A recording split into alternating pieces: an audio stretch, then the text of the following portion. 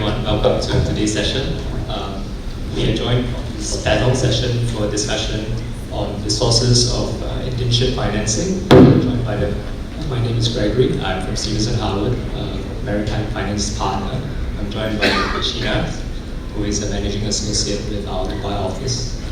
And we are joined by a leading panel of experts who will share with us the risks and the opportunities in the Indian market today. We will let the panelists introduce themselves. I'll start off with Nils. Thank you very much, and thanks first of all to Kevin and the team here for setting up once again a conference here in India. It's actually my first time at the Marine Money in India, so I'm hoping to be back in Marine Money in India 2035. So keep it going. I'm Nils Kovdal. I'm the CEO of NorthCape. We're a financial advisor focusing on helping companies in the transportation industry raising capital. We've been around for 12 years now, coming up to 13 years, predominantly focusing on leasing capital from Asia, China and Japan. We've done some $22 billion so far, over 350 assets roughly. Paul?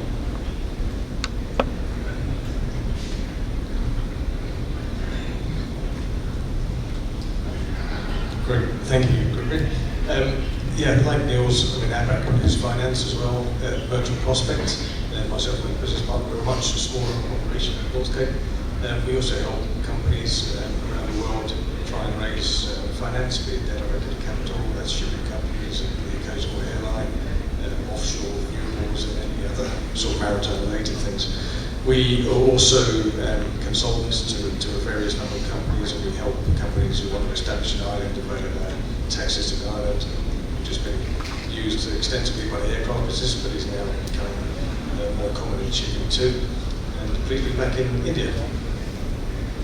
Shardul? Thank you very much. My name is Shardul Thacker. Firstly, let me thank Marine Money for giving me this opportunity of coming over here and addressing this on this body. I am Shardul Thacker, senior partner of Mulla and Craigie and Caroe. I head our shipping practice group. Our shipping practice group comprises of both the litigation, non-litigation, ship finance, and we have a large team of about 20 lawyers who do shipping work. Now, I look forward to today's session, and I leave it for Thank you. So let's start off with the panel discussion. So let's begin with the broader picture. Are there sufficient financial products available for ship owners and operators, or are there gaps in the markets to be addressed? Maybe we can start with Nils again. Sure, yeah, thanks for that, Greg. Just taking one step back first, I think, looking at where the financing market is today, I think the financing market is in a pretty good state. I've been around for some years, which is probably most of you can see. But through the cycles, there's been challenges. I think today we're in a stage where most of the shipping portfolios, irrespective of which level of the capital area we're on, is performing well. We've seen ship owners making good money in the recent years. They've filled up their war chests. They're in good position.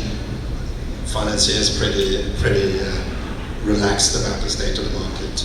And I think, leading on to the sort of question, it's interesting because today I don't think we've ever before seen so many different types of capital available for shipping. And of course, to answer the question more specifically, yes, there is availability for Indian owners. There are some challenges, which I think is going to be discussed throughout the panel, so I'm not going to spend too much time on that now. But yes, there's definitely capital available for Indian owners. Great, thanks, Gregory. I think, as Neil said, there are some challenges here, and it also depends on what you count as the Indian fleet. There was a discussion earlier as to what constitutes the Indian fleet. Is that Indian flag vessels? Is it companies run out of India? Is it Indian-owned companies, maybe in Dubai or Singapore?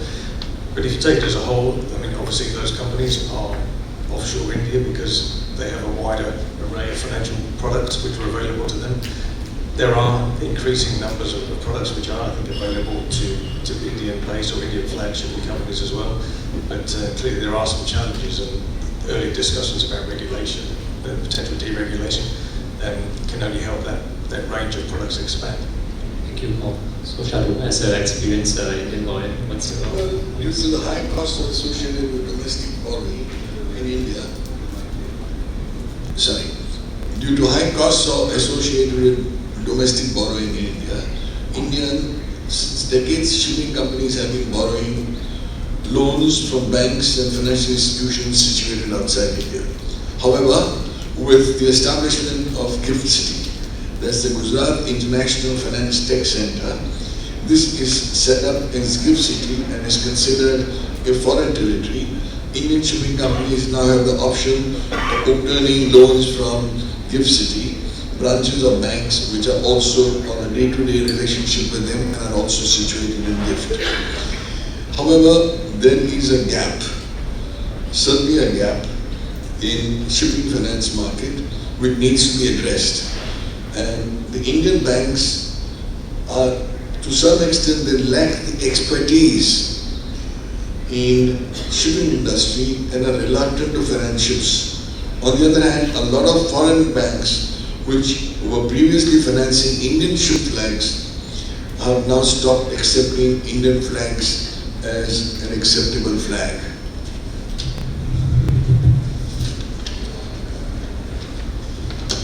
There are various risks or concerns that lenders and investors focus on shipping sector, such as loans can only be advanced subject to strict compliance with parameters stipulated in FEMA, that is the Foreign Exchange Management Act, and the rules framed thereunder, requiring compliance with several parameters such as minimum average maturity period, all-in costs, that is interest rate costs which can be levied on loans, ceiling limits, purpose of the borrowing, etc. And external commercial borrowings cannot be refinanced unless the minimum average maturity period of the original loan is not reduced and all-in cost of the new loan is lesser than the original loan. Then the new loan should otherwise be in a better term and conditions than the existing loan. Unlike in many jurisdictions, disputes concerning mortgages or vessels cannot be subjected to arbitration. In India, hence, financiers have no choice but to resort to courts, except only in case of a sole mortgagee who may enforce the mortgage without resort to courts. Even in such a case, sole mortgagees, you may have the right in law to proceed against the seller of the vessel without intervention of the court. You have a problem of the crew, and the crew ranks in priority, and therefore the crew would require you to negotiate with them and enter into a new contract so that they are protected. And so the fresh employment contract will have to be done. Not to mention, a court sale gives a clearer title, whereas a private sale does not. So one must always ensure that it is a court sale which is done, and if the financier resorts to Indian courts to enforce the loan, the delay and difficulties faced by the litigators in Indian courts is another factor where financiers shy away from Indian flag. Charterers in India enjoy quite enjoyable rights which also happen in loan acceleration and enforcement, where the charterers' rights cannot be interfered with because they have a quiet right of enjoyment. Enactment of the IBC in 2016 has enhanced concerns amongst banks and financial institutions. Section 4 of the IBC imposes a moratorium during the corporate insolvency resolution process, prohibiting secured creditors from enforcing security interests against the corporate debtor.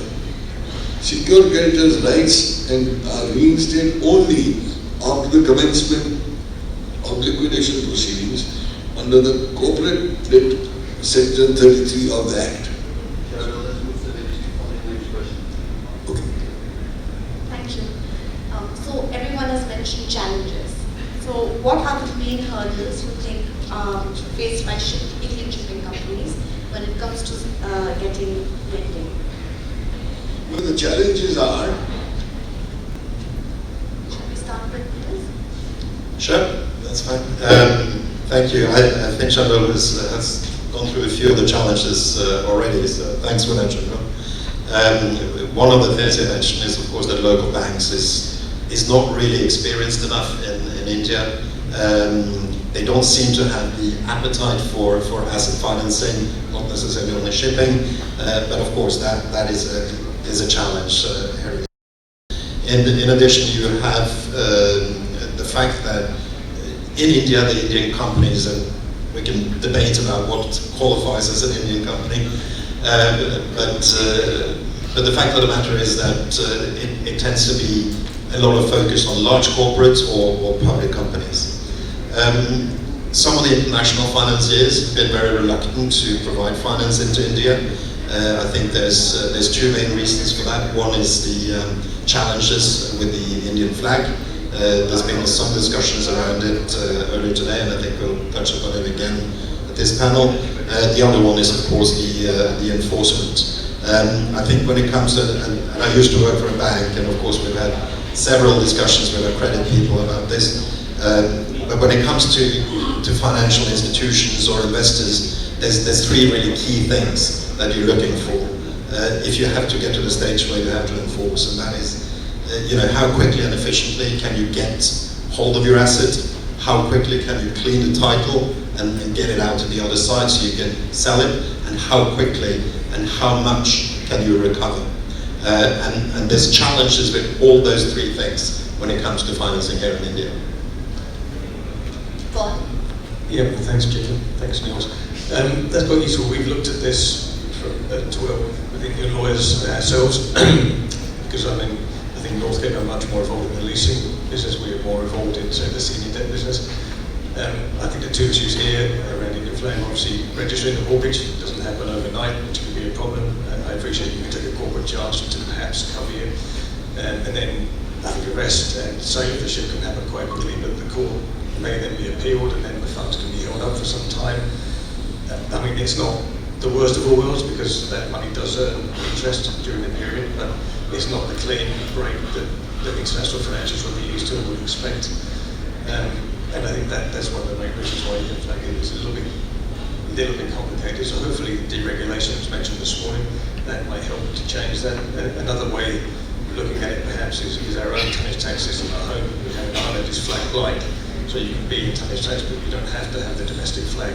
So maybe that would be an option for a sort of quasi deregulation going forward. Yeah, and I think just touching on, you probably heard what Abhishek said earlier on today about how the banks allocate the capital, talking about Basel, etc. And of course, yes, you might earn interest, but then again, you might not recover it. And of course, whilst the ship is being held by someone, or you're running the risk of it depleting. So maybe your asset is not worth as much when you're getting it out. And of course, back to the point about the banks, it's extremely cumbersome for banks to have these default situations over a very long period of time. It really eats into their capital allocation, and it's reporting every single month about the same. And the CEO of most banks, certainly international banks that's not involved in shipping, have no understanding of why you can't exercise your security within 2 weeks, and then you're sitting there 11, 12 months later trying to exercise it. It's a very hopeless situation. That would explain why Nils and I no longer work for banks. And have less hair. Do you think that any of there's particular challenges with smaller Indian shipping companies, or everybody from what I can hear, everything is more general and applies to all companies?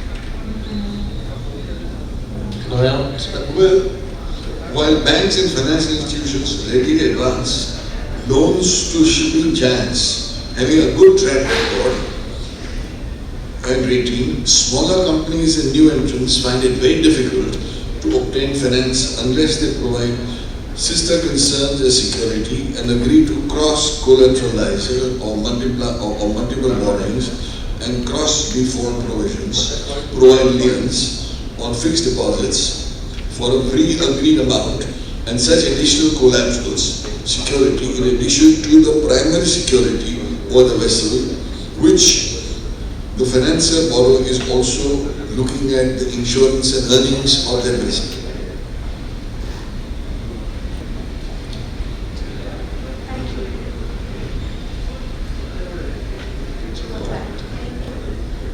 Yeah, I think, smaller shipping companies around the world have the issue where they don't have the financial worth, but I think we are speaking to owners that we work with, maybe 2 or 3 ships.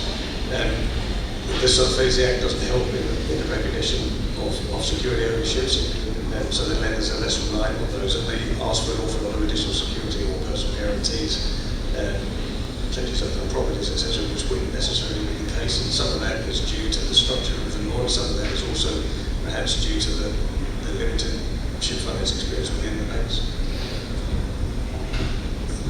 Yeah, not much to add to what the guys have said already. I think it's for small companies across the globe, it's challenging, and again, banking regulations not making that easier. I think the only way you can sort of mitigate it a little bit is if you can secure long-term charters. I mean, banks are still willing to look at smaller companies if they have long-term charter, for instance. Thank you, Nils. So, as we all know, shipping is an inherently risky industry. There's fluctuating prices, there is regulatory changes and geopolitical instability and risk. So, from a financing perspective, what risk management strategies would we recommend that Indian shipping companies adopt when trying to attract investors? Maybe you can start off with. Thanks, Harwood. Something that the lenders look at, and I think it was mentioned earlier on the panels from Borealis, is the long-term employment to get down the risk as quickly as possible. If you can reduce the amount of standing against a ship, obviously your risk is less, and if you can do that through a charter to a leading company in the early stages, that's one thing. Something else that the same person we mentioned, the small company that we mentioned earlier, as well as having their own fleet of 2 vessels, they also charter in and operating fleet of vessels, which helps give them scale, and they also have diversified into agency and things like that, so they're spreading their risk and making it a more attractive proposition for them. Shipping companies must ensure that the risks are hedged at all times. And forward contracts, interest rate swaps, currency swaps, commodity swaps, credit default swaps can help Indian shipping companies to manage these risks. Thank you, Shardul. Nils? Yeah, no, again, agree with what's been said. I think you're absolutely right. You should hedge your risk, but unfortunately there are certain things you can't hedge against, and we've been through periods of COVID, we've been through wars, we've been through quite a few things in the last few years.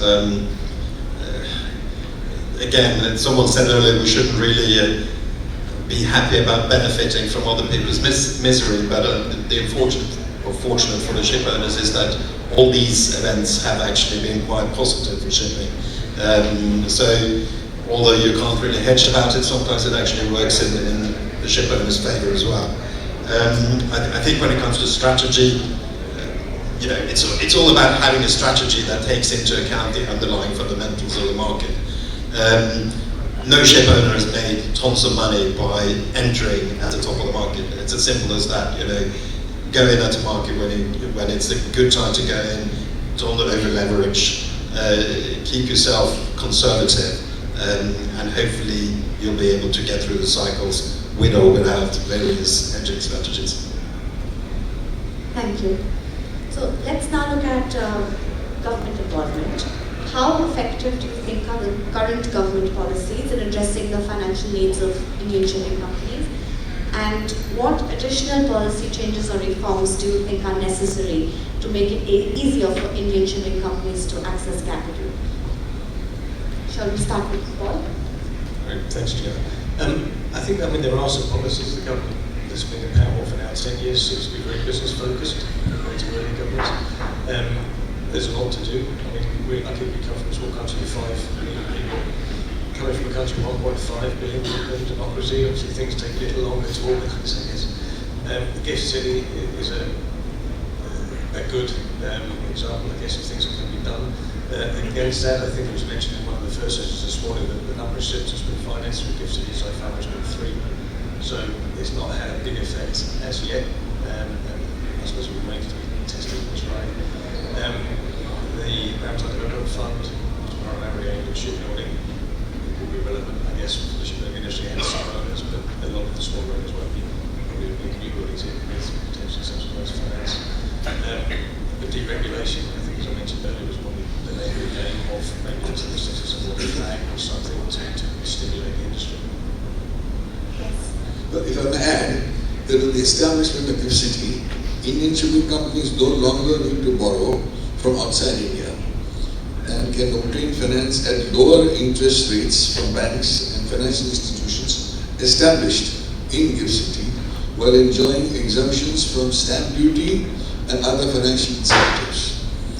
The Reserve Bank of India has also from time to time taken steps to simplify the external commercial borrowing framework to make it easier for Indian companies to raise money from foreign lenders by broadening the criteria of entities which can act as recognized lenders, purpose for which loans can be made, as also by delegating authority to the authorized dealing banks to oversee borrowing, refinancing, etc. Nils? Yeah, I hear what you're saying on that point, but I'm not sure I quite agree that Indian owners are not going to be able, are going to be able to get enough capital from Gift City as it stands today. I think it's a great initiative. I think there's a lot more work to be done, in particular on the legal framework. I mentioned earlier the flag and the ability to exercise your security, whether it's guarantees or whatnot in India. That needs to be sorted, and I think there's really needs to be a strong focus on that. And whether, unfortunately, I wish I had the solution, but I don't. But you know, whether you need to set up a separate legal system or have a court in Gift City that can deal with maritime cases quickly and efficiently to reduce the timing it takes to exercise. I don't know, but something needs to be done, because you're not going to get the banks or the financiers, the capital providers abroad to commit unless you get that sorted. Okay. So moving on to foreign investments in the shipping sector, how crucial is foreign investment in the Indian shipping sector, and how do companies improve in terms of attracting foreign investments? And also from a regulatory perspective, are there sort of barriers? How do we improve or remove the barriers to foreign investments? What the panelists think? Maybe we can start off with, I guess, Great, thanks for very I think international investment is important, and we're aware of 1 or 2 private equity funds or asset managers who have made investments here. Things can be a little bit complicated by ownership rules here, where you need maybe majority or wholly owned in some circumstances in your company, which doesn't help foreign investment. But I think there are also big conglomerates here. I mean, the Thacker Group, the Chinar Group, the Shardul Group that we work with, and others who perhaps they can be incentivized to invest in Indian shipping. I mean, if you look at the Irish rich list every year, that comes out of the highest net worth individuals, 3 of the mystery family take 3 of the top 6 slots because they have Irish citizenship. So there's clearly not just foreign money, but maybe local money that could also be invested in the centre. Thank you, Nils? Yeah, I mean, I keep banging on about the legal framework, and I mean, I won't repeat myself again on that point, but that is important. I think the other thing, if you just look at some very basic numbers when it comes to the Indian shipping fleet, you've probably got around 550 owners in India, roughly. I would say of those, I consider around 50 eligible for international finance as per today. It might be a stretch. You've got around 2,300 ships under Indian ownership. I'm not taking the full Kamala Harris approach there, but maybe a little bit sort of more local, but still.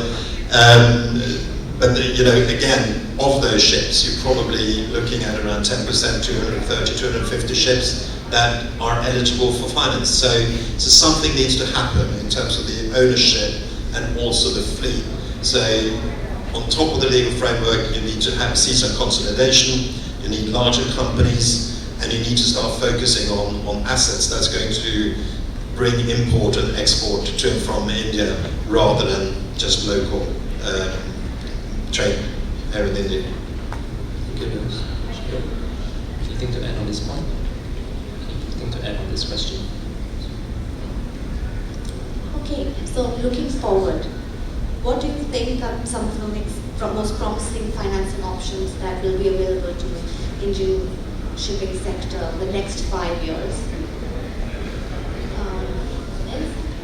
Yeah, as I said, there are some challenges, and I think if we can get that sorted, if we can come back in 2035, as I said, to bring money in India and see that Gift City has been a success, they've got things that's working there, we've managed to get foreign investors and capital providers confident. I mean, it's difficult to say exactly how it's going to be done again, but maybe the government need to step up. If I'm an international bank and I want to finance in India, and you're telling me that, well, you can go through the court system in India in 2 or 3 months and you'll have your ship back. I'm sorry, I'm not going to believe it. So maybe the government needs to step up and say, well, we'll guarantee. We will, if that doesn't happen, we'll provide you with a capital back. Are they going to do it? Probably not, but it needs to be something built up that can give those international companies the confidence. I think there needs to be a much more focus on the sector, the finance sector, maritime finance sector here in India as well. You need to build up the skill set. I mean, I always say this, India has the clear advantage to many other countries in that you have loads of very, very good people, loads of expertise, loads of people that's been abroad, seen how things are doing there, can come back, bring back experience with them, and there's ample opportunities to build up something in India over the next 5 to 10 years. Paul? Thanks, Sean. No, I'd agree with everything that Nils said. Also, I mean, in the interim period, while foreign investors or foreign lenders get more comfortable with any changes that the government may not implement, maybe the Indian banks can step up as well, gain some knowledge, and as Nils said, I mean, there are lots of Indian people we know who have been born in banks, and James Prime example, working for Standard Chartered at the highest level. If those people could come back and maybe bring some experience into the Indian banking system, I mean, we in the past have worked for Russian materials and now other people helping them implement their policies and strategies for getting into ship finance. We can run credit modelling and examination for them on an outsourced basis. So it's not something that can't be done. I think just the will needs to be there for it to be done. Yes, and Shardul, do you think Indian banks will also start increasing their ship finance lending operations, or is it going to be that Indian shipping companies will be relying on foreign? Indian banks will also start increasing, because that's something which everybody in the banks will get. And there is a fund which will be provided, which will pump it from the new budget, which will pump it money for Indian banks to do financing. Okay, thank you. But who is, if I may ask, who is in that fund? Big one. Who is in that fund? Who's running the fund? The fund has been set up by the government. But who is running it? They've set up someone to run it, money. Okay. But do they have the necessary experience? Yes, they have it. They do? Yes. Right, I'm glad to hear. Okay. So this has been a very thoughtful and insightful discussion. I would like to thank the panelists for their time and their perspectives. And I think to summarize, we've touched upon a broad range of topics. Questions? Okay. Does anyone have any questions?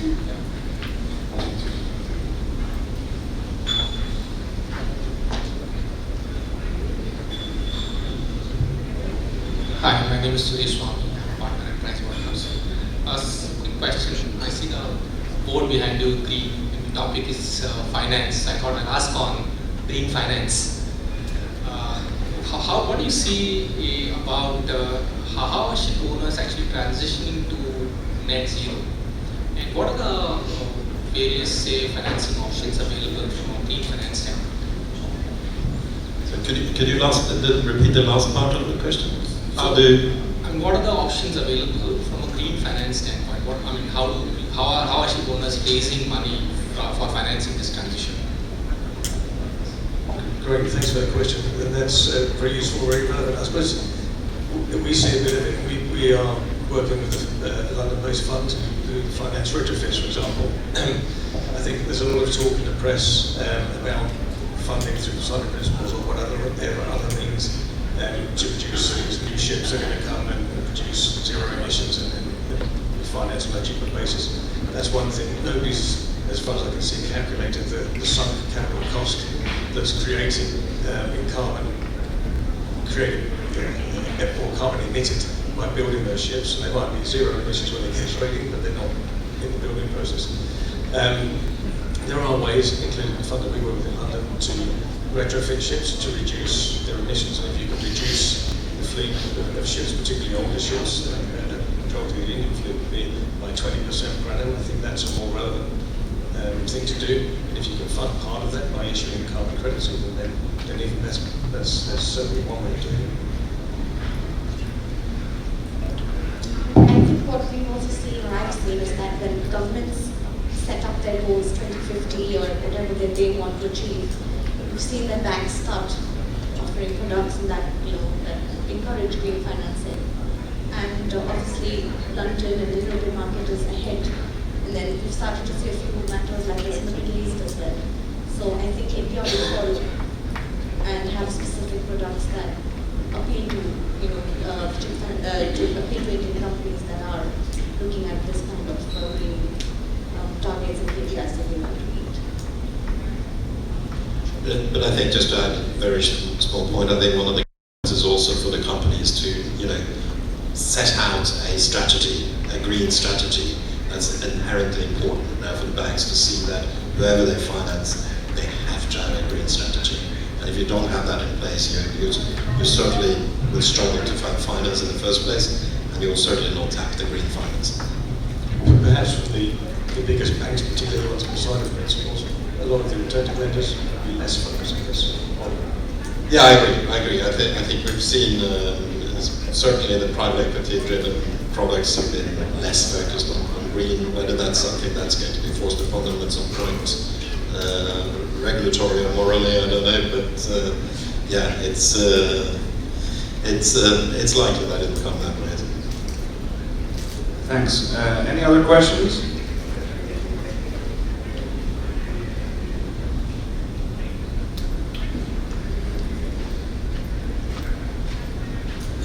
I'm Vikas, President of Coastal Ship Owners of India. So my question is to Nils.